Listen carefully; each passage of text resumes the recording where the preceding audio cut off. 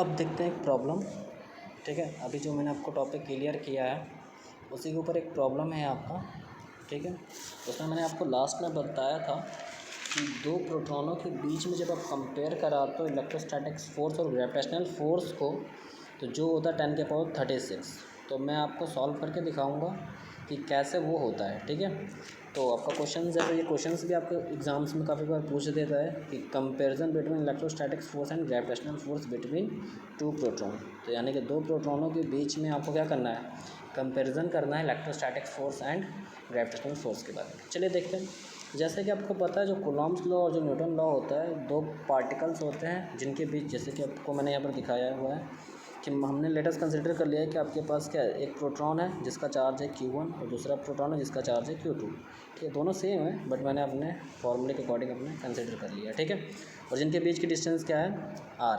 ठीक, तो फार्मूला क्या होता है इलेक्ट्रोस्टैटिक्स फोर्स का, F equal to 1/4πε0 Q1 Q2 upon में R², और Fg इजकल टू, यानी कि ग्रेविटेशनल फोर्स का जो फार्मूला होता है Gm1 m2 अपॉन में R²। ठीक है, और जैसा कि हमको पता है कि चार्ज ऑफ प्रोटॉन जो होता है 1.6 × 10⁻⁻19 कूलम, और मास ऑफ प्रोटॉन जो होता है 1.672 × 10⁻⁻27 कूलम, ये आपको पता है।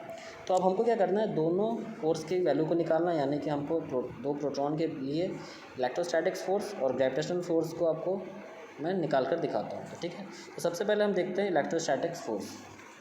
ठीक है, इलेक्ट्रोस्टैटिक्स फोर्स की जैसे हम बात करेंगे तो फार्मूला आपने लगा दिया 1/, और ये हमेशा याद रखिएगा क्योंकि यहाँ पर कोई मीडियम नहीं दिया हुआ है कि आपका ये मीडियम हो सकता है या नहीं हो सकता है। तो हम यहाँ पर जो मीडियम हम लेकर चलेंगे वो एयर की हम बात करेंगे या वैक्यूम की हम बात करेंगे, जहाँ पर जो डाइलेक्ट्रिक की वैल्यू होती है वो कितनी होती है आपकी, 1 होती है। तो यहाँ पर हम 1 की वैल्यू हम लेकर चलेंगे। ठीक है, क्योंकि यहाँ पर क्वेश्चन में दिया नहीं है आपका कि किसी मीडियम की हम बात कर रहे हैं। ठीक, तो जब हम किसी मीडियम की हम नहीं बात कर रहे हैं तो वहाँ पर हम क्या मान के चलते हैं कि वहाँ पर जो डाइलेक्ट्रिक की वैल्यू कितनी है आपकी, 1 है। तो देखिए, तो फार्मूला होता है 1/4πε0 इंटू Q1 Q2 अपॉन में R²। ठीक, तो आपको पता है 1/4πε0 की वैल्यू कितनी होती है, 9 × 10⁻⁹, और Q1 और Q2 यानी कि चार्ज ऑफ प्रोटॉन की हम बात करेंगे तो 1.6 × 10⁻⁻19, और सेकंड चार्ज की जब हम बात करेंगे तो जो भी प्रोटॉन है तो उसकी भी चार्ज का हो जाएगा 1.6 × 10⁻19। ठीक है, अपॉन में R²। चूँकि डिस्टेंस दिया नहीं था तो मैंने R माना हुआ है तो R हमारा हो गया। ठीक है, तो जब आप इन सबको सॉल्व करोगे तो इसकी जो वैल्यू होगी वो आपकी 23.04 × 10⁻29 न्यूटन, यानी 29 अपॉन में R² न्यूटन।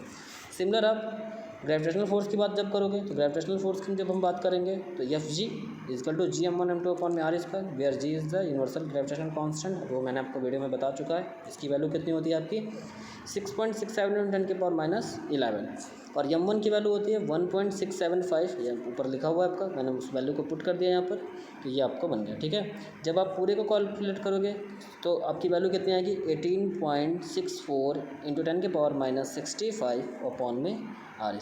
ठीक है, अब चूँकि दोनों को कंपेयर कराना, जब भी कंपेयर की बात करोगे चाहे किसी की भी कंपेयर की हम बात करेंगे तो दोनों को हम क्या कर देंगे, डिवाइड कर देंगे। चूँकि हमको electrostatics force and gravitational force के बीच में कंपेयर दिखाना है तो सबसे पहले हम ग्रेविटेशनल फोर्स लेंगे, सॉरी इलेक्ट्रोस्टैटिक्स फोर्स लेंगे, फिर अपॉन में ग्रेविटेशनल फोर्स। तो जब हम दोनों को वैल्यू को रखेंगे तो हमने ऊपर रख दिया F की वैल्यू और नीचे आपकी Fg की वैल्यू। जब आपने दोनों की वैल्यू को रखा तो R² डिनोमिनेटर में दोनों के थे तो कट गया आपका, बचा आपकी ये वैल्यू। जब आप इस वैल्यू को सॉल्व करोगे तो इसकी वैल्यू आएगी 1.23 × 10⁻36। तो हम इसको क्या कर सकते हैं, अप्रॉक्स हम कह सकते हैं कि इसकी जो वैल्यू होती है वो कितनी होती है आपकी Fe अपॉन में Fg इजकल टू 10⁻36।